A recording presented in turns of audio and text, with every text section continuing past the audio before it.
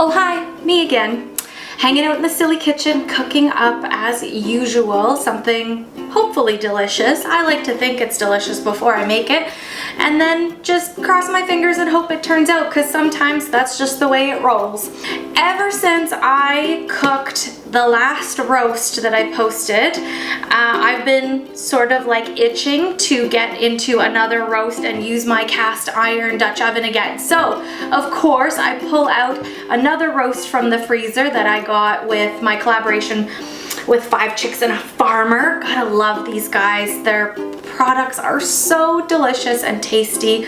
I mean, I might have a little bit to do with it, with how I prepare it. I'm just kidding. The quality of their stuff is amazing, and I'm sure that you guys, when you try it, you will feel exactly the same way. So I pulled out my sirloin tip roast. It's about 5.5 pounds, I'm guessing, and I thawed it overnight, so it's ready to roll.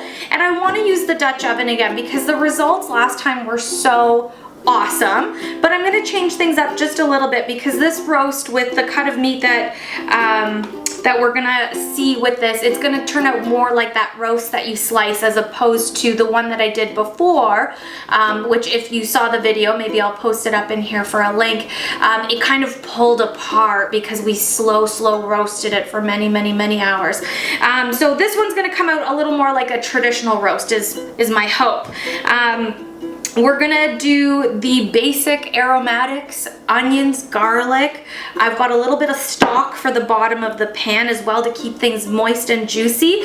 And I have ground up some peppercorns really nice and coarsely because I want to do a nice coarse seasoning for the roast. So easy peasy, right? Let's get started. And of course, I lose 1/4 of an onion. So again, guys, I just cut and peel 1 onion. I leave the little nubs on the end so that they stay intact for me during roasting, because, well, it's just easier to deal with. And then all the juices at the bottom of the pan, I like to use afterwards to make like an au jus or a gravy or something along those lines. So then you wanna, I'm using about 1/2 cup of homemade stock to kind of do the bottom of the pan here. Just keeping the moisture in. We want to have tons of moisture and juices to keep this piece of meat beautifully juicy. And that's kind of it in terms of what you're putting in the pan. Like I said, I want some coarse pepper as well, so I'm just going to cover as much of the area as I can with the pepper as well.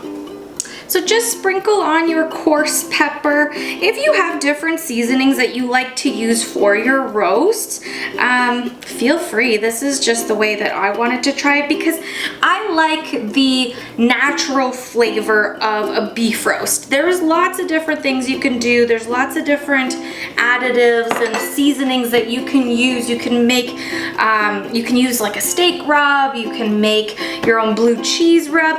But again, for me, this is a classic roast dinner that I want to make. I want to have that authentic flavor of a beef roast, and then I want to make roast beef sandwiches, and then I want to just like go into the fridge and have a little snack of it. So I don't want to overload it with flavor. Plus, being a 5.5 pound roast, that's going to be a lot of meat for my household. So I want to just have that traditional flavor so that I can kind of play and do other things with it afterwards if there are leftovers, which, let's hope, if I'm gonna eat this 5.5 pound roast all to myself, let's hope it's not in one sitting. So that's it. Garlic, onions, peppercorns, and it's ready to go. Now, we are gonna cook this a little bit differently than I did my last roast, if you watched it. What I want you to do is preheat your oven to 450 degrees and put this in without the lid on for 15 minutes. Just let that heat blast this piece of meat for 15 minutes, not too long. Then pull it out, cover it up, and let it cook for another, well, again, 5.5 pounds. So we're gonna do about 22 minutes per pound. So let it finish cooking covered up at 350 degrees. So it is still going to be a longer cooking period, but I want this roast to kind of be medium in the middle. If you want to have your roast more rare or more well done, then you'll just have to adjust your time per pound for that. But I'm going to go about 22 minutes per pound on this one.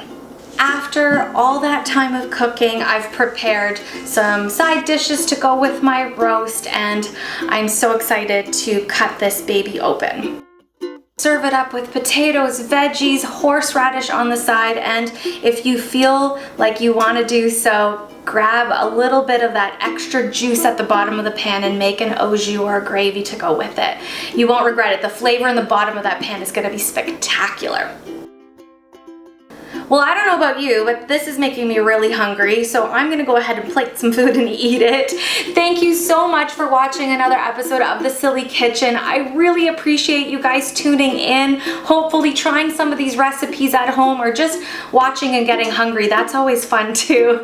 Be sure to subscribe if you want to see more. Lots of recipes to come. I mean, I'm here stuck in the kitchen for a while longer, I'm assuming, so there's gonna be tons of recipes coming your way. Thank you.